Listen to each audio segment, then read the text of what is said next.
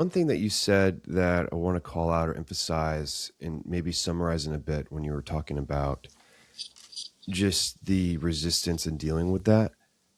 I think it's also the injection of passion into the idea and into the initiative versus you can have a small majority or minority that might be loud and saying, "Hey, we want smart safes or whatever it may be," and then some companies like, "Oh, we'll do a smart safe," and it's half-assed and it's a touch screen that is a safe, but it's not a smart safe. Like it's not a legitimate smart safe with like smart features. And you could see that at, across any industry where there is some kind of incumbent. They're like, "Oh, we need to innovate."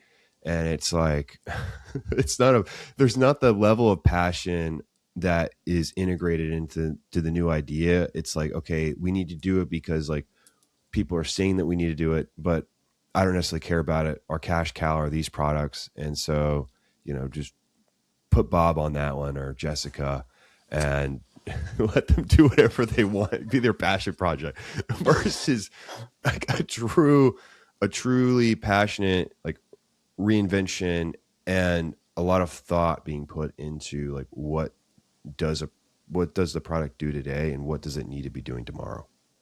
Yeah. By the way, you hit that right on the nail. But I think part of the reason is, you have manufacturers who are optimized really for consistency. They're not made for innovation. And then you have these companies that say, okay, like maybe we just try one simple product, like you're saying, but the problem is they keep failing. So you have companies like Motorola. They made a smart safe like 6 years ago, Mm-hmm. and they dropped the ball, completely dropped the ball. That safe is a piece of plastic. It uses a cheap lock, and the only smart thing that it does is it connects to the cell phone, and there's a mobile app. The problem is that Wi-Fi drops all the time, right? So before we decided to go into this business, we were looking at other safes. We wanted to see where the competition was sitting, and the truth is, like, every single company that was doing it kept dropping the ball. Motorola is an example. Yale safes came out, I think, 2 years ago or 3 years ago now. I don't remember the exact timing, but 2 or 3 years ago, they came out with a safe. Same idea.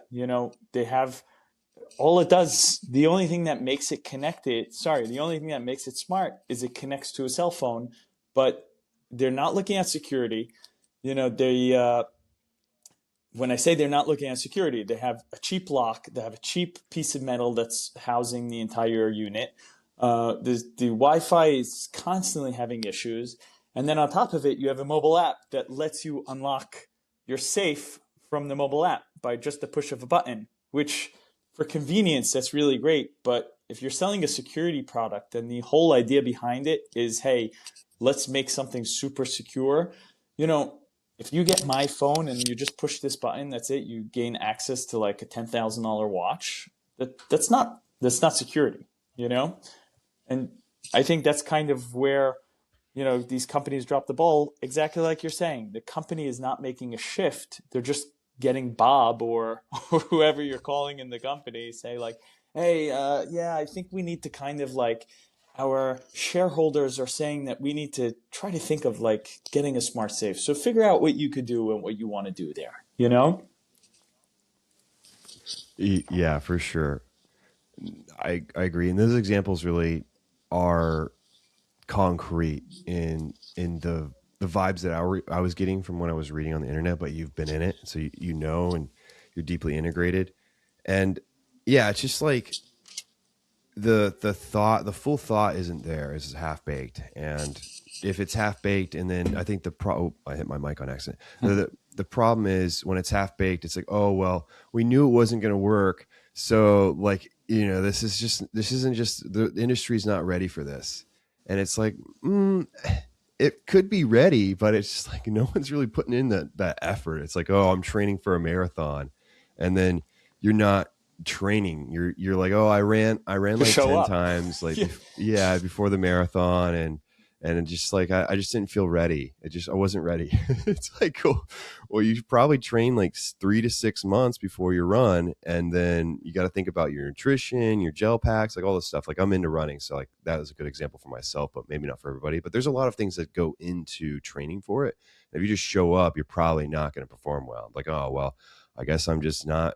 I'm just not a runner or something like that. Like Yeah. we're all biologically great at running. Like we're probably like third or something in the species list on endurance running. So it's just, yeah, I don't know. It's just a weird thing that happens, and it's kind of dumbfounding for myself where you see it constantly, and it's just like a funny blurb that you see on the data spreadsheet. It's like, well, it doesn't work, and it's like, well, you didn't really try.